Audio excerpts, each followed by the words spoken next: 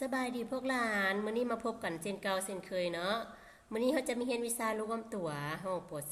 .4 มื้อนี้เขาจะมีเรียนบทที่16เนาะหัวบทที่ตั้งและเนื้อที่ของประเทศลาว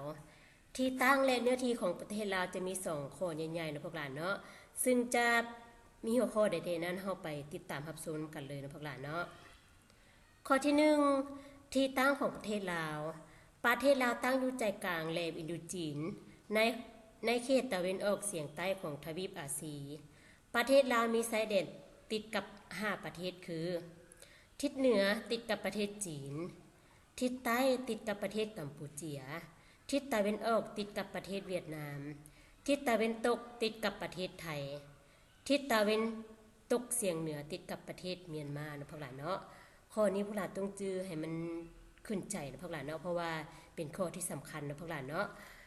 ที่ตั้งของประเทศลาวอย่าลืมเด้อว่าติดกับ5ประเทศเด้อพวกหลานเด้อหามาเบิ่งแผนที่ของประเทศลาวนำกันนะพวกหลานเนาะอันนี้แม่นแผนที่ของประเทศลาวเฮาเด้อพวกหลานเด้อจะสังเกตเห็นบ่เห็นคือกับอาจารย์ปินเว้าเมื่อกี้บ่ว่าแต่ละทิศหันติดกับประเทศใดๆนะพวกหลานเนาะให้พวกหลานสังเกตเบิ่งเป็นตัวอย่างเด้อข้อที่2เนื้อที่และรูปร่างของประเทศลาวประเทศลาวมีเนื้อที่ทั้งหมด 236,800 ตารางกิโลเมตรมีรูปร่างยาวเหยียดแต่เหนือถึงใต้ยาวประมาณ 1,000 กิโลเมตรตอนดินทางภาคเหนือกว้างยาวออกนะพวกหลานเนาะภาคกลางแคบเข้าบอนแคบที่สุดแมนอยู่ภาคกลางซึ่งมีเรืองกว้างประมาณ150กิโลเมตรเท่านั้นพวกหลานเนาะภาคกลางนี่จะแคบกว่าหมู่เลยพวกหลานมีแต่150กิโลเมตรเท่านั้นพวกหลานเนาะและภาคใต้กว้างออกหน่อยหนึ่งเนาะอันนี้แม่น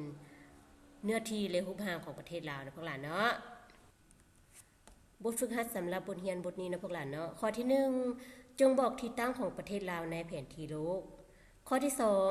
จงบอกว่าประเทศใดมีเนื้อที่หลายกว่าและน้อยกว่าประเทศลาวนะพวกหลานเนาะอันนี้แม่นตารางที่อาจารย์ยกขึ้นมาให้เบิ่งตัวอย่างนะพวกหลานเนาะห้องที่1จะแม่นชื่อของประเทศห้องที่2เนื้อที่ทั้งหมดของประเทศหรือว่าตารางกิโลเมตรนะพวกหลานเนาะตัวอย่างประเทศกัมพูเชียนี่มีเนื้อที่เท่าใดพวกหลานให้เขียนซะนี่มาเด้อประเทศเวียดนามเด้มีเนื้อที่เท่าใดพวกหลานให้เขียนใส่ตารางนี่นะพวกหลานเนาะประเทศไทยเด้มีเนื้อที่เท่าใดนะพวกหลานเนาะประเทศลาวเฮาเด้มีเนื้อที่เท่าใดพวกหลานให้เขียนใส่ตารางห้องที่2นี่เด้อประเทศเมียนมาเด้มีเนื้อที่เท่าใดนะพวกหลานเนาะข้อมูลเกี่ยวกับเนื้อที่ของประเทศในอาซีตะวันออกเฉียงใต้ข้อที่3ประเทศลาวแต่ละทิศมีชายแดนติดกับประเทศใด